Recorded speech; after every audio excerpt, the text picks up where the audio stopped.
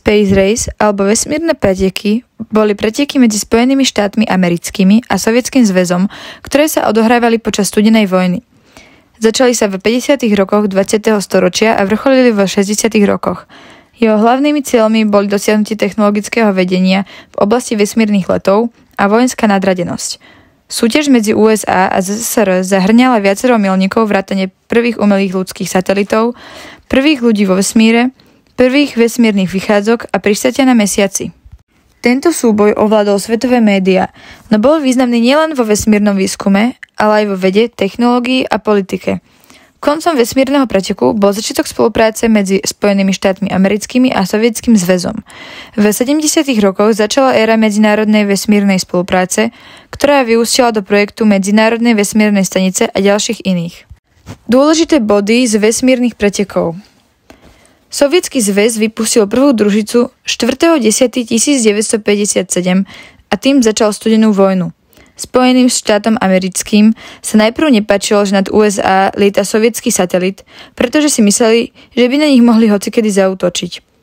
O mesiac neskôr bol vypustený Sputnik 2 s pokusným psom Lajkou. V januári 1958 bol vypustený prvý americký satelit menom Explorer 1, no aj tak ním nepredbehli Sovietsky zväz. Chvíľu na to 20. júla 1958 podpísal americký prezident Eisenhower vznik NASA, čo je skratka pre National Aeronautics and Space Act, ktorý začal fungovať od 1. októbra toho roku. 12. apríla 1961 obletel prvý človek Zem. Bol to sovietský astronaut Jurij Gagarin v rakete Vostok 1. Prvý Američan Alan Shepard sa dostal do vesmíra až 5. mája 1961 v rakete Freedom 7. John Kennedy nebol fanúšikom vesmírnych pretekov, ale dal NASA peniaze. Prvý človek, ktorý obletel Zem, bol Američan John Glenn a podarilo sa mu to 22.1962 v lode Friendship 7. Valentína Tereškovová v roku 1965 bola prvá žena vo vesmíre. Sovietský astronaut Alexej Lenov bol dňa 18.3.1965 prvý astronaut na vesmírnej prechádzke, čiže vyšiel von z lode. No už 3. júna 1965 bol americký astronaut Edward White na prechádzke až 2 hodiny a 6 minút na rozdiel od Alexejových 12 minút. Misia Apollo 1 uskutočnená 27.1.1967 skončila katastrofou, keď 3 astronauti Virgil Grimson, Roger Chaffee a Edward White boli zabití v požiari, ktorý nastal v moduli počas skúšobného vzletu.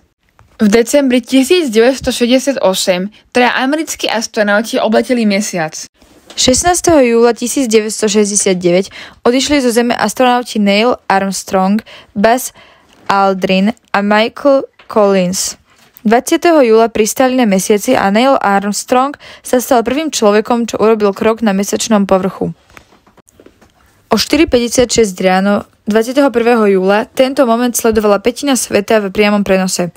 Pri tejto príležitosti sa zrodil Neilov Armstrongov slávny výrok: to je malý krok pre človeka, ale veľký skok pre ľudstvo. Na tejto misii prvýkrát zobrali kúsky mesiaca na Zem. 24.6. sa úspešne vrátili a pristáli v Pacifickom oceáne. V roku 1971 bol Sovietským zväzom vyslaný prvý obiehací satelit Salyut 1 a o 2 roky neskôr sa pridal aj americký Skylab. V roku 1975 sa skončila studená vojna, keď sa počas Apollo Soyuz misie spojila americká a sovietská raketa a posadky sa stretli. Dali si darčeky, podali si ruky a boli spolu v živej TV. Vesmírne preteky síce vyhralo USA, no skončilo sa to mierom a spoluprácou oboch strán. Zaujímavé fakty. USA minulo veľa peniazí a času, aby vymyslelo pero píšuce vo vesmíre, no ZSSR proste používal ceruzky. V roku 1971 Alan Shepard z Apollo 14 chodil po mesiaci a odpinkával golfové loptičky po mesiaci. Do vesmíru sa dostalo niekoľko divných vecí, ako sandwich, ktorý potomky prepašoval gas krysom do vesmírnej lode.